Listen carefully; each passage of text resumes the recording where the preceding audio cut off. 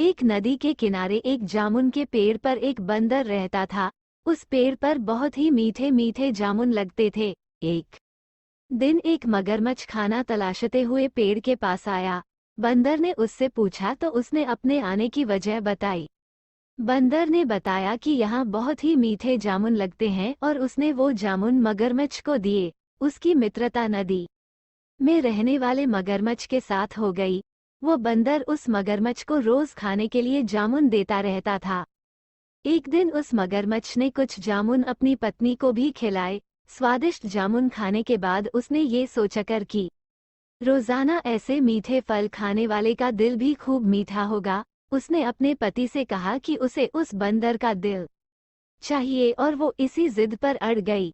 उसने बीमारी का बहाना बनाया और कहा कि जब तक बंदर का कलेजा उसे मिलेगा वो पाएगी। पत्नी की जिद से मजबूर हुए मगरमच्छ ने एक चाल चली और बंदर से कहा कि उसकी भाभी उसे मिलना चाहती है। बंदर ने कहा कि वो भला नदी में कैसे जाएगा।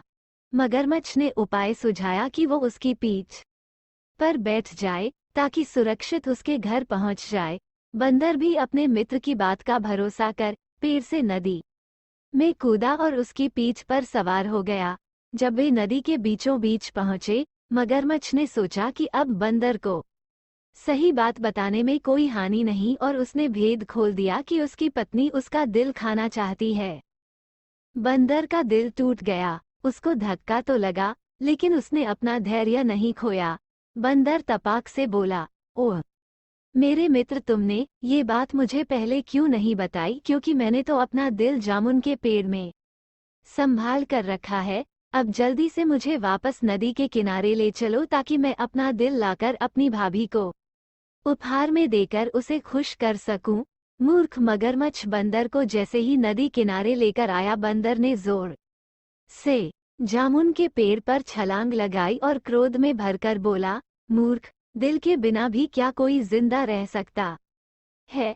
जा, आज से तेरी मेरी दोस्ती समाप्त।